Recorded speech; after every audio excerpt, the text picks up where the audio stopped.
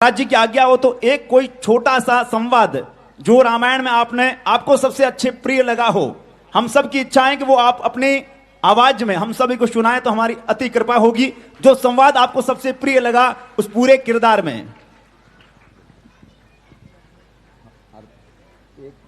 Second, 1 minute का बताओ। वो छोटा सा संवाद। आरती में गए, आरती भी गए, वो तो आरती भी गए। अभी भैया अपना नाम बताएंगे आप पहले? हाँ, चंदन सिंह जी। अभी चंदन सिंह जी ने कहा कि रामायण में आपको जो संवाद सबसे प्रिय लगा हो। रामायण में कोई ऐसी चीज है जो कम प्रिय हो? ये बताइए आप।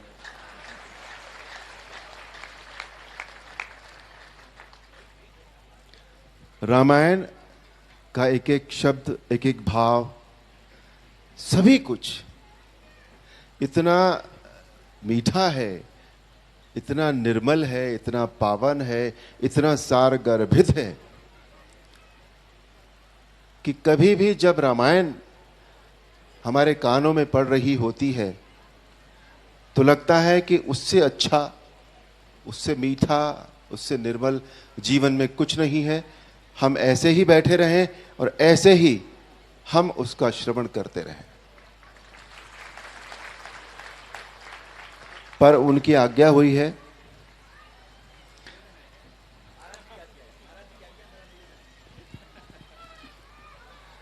मेरे लिए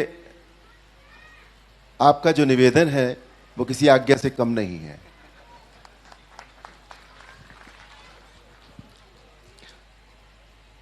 रामायण के 2 सिरे, भगवान राम, महाराज रावण,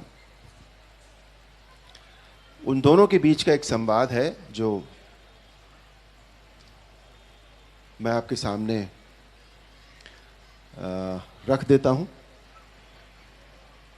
कुछ उसमें बोलने में त्रुटि हो जाए तो उसके लिए पहले से क्षमा मांग लेता हूं आपसे, बिकॉज इतने वर्ष हो गए हैं। हालांकि बीच बीच में बात होती रहती है, आप सब लोगों से भेंट होती रहती है। महाराज जी जैसे संतों के चरण छूने का सौभाग्य प्राप्त हो जाता है।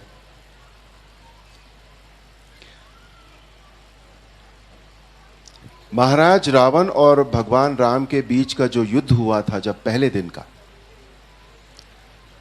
तो उस समय महाराज रावण जो सदैव रथ पे चलते थे, उनका रथ टूट गया था। रथ का पहिया, रथ की ध्वजा, उनकी खड़क, सभी कुछ तहस नहस हो गया था। और एक पल ऐसा आया जब सदैव रथ पर चलने वाले महाराज रावण को धरती पर खड़ा होना पड़ा। और तब भगवान राम ने उनसे कहा था, वाह रावण वाह, भगवान शिव के त्रिशूल की भांति प्रचंड वायुपुत्र हनुमान की मुष्टिका का प्रहार तुमने सह लिया। तुम सचमुच परम शक्तिशाली हो, परंतु कितने दुख की बात है कि तुमने अपनी ये शक्ति अधर्म के कार्यों में लगा दी और इस दुर्दशा को पहुंच गए। रावण, भक्त और ज्ञानी में अंतर होता है। भक्त चाहे मूर्ख हो, परंतु हृदय का सच्चा और मन का सरल होता है। परंतु ज्ञानी तुम जैसा दुष्ट भी हो सकता है, जिसे स्वर्ण लंका के राज सिंहासन पर बैठकर भी जीवन की अपूर्णता का कांटा चुभ रहा है। तुम्हारे जीवन में इस समय अशांति, चिंता और तड़प के अतिरिक्त और कुछ भी नहीं है। तुम्हारे जैसे हर दुराचारी को एक समय इस बात का आभास हो जाता है कि उसका अंत समय निकट आ गया है, और तब वो एक घायल सांप की भांति अपनी सुरक्षा की बिल ढूंढता फिरता है, लेकिन उसे कहीं सुरक्षा नहीं मिलती। वही अवस्था इस समय तुम्हारी है। तुम्हारे पाप कर्मों के विष के प्रभाव ने तुम्हारे मन की शांति को जला दिया है, और तुम उस पाप के विषैले कांटे की चुभन को छुपाने के लिए ऊंची ऊंची आवाज में बड़ी बड़ी डींगे मार रहे हो, जिन्हें तुम्हारा अपना मन भी सच नहीं मानता। इसी का नाम है दुर्दशा।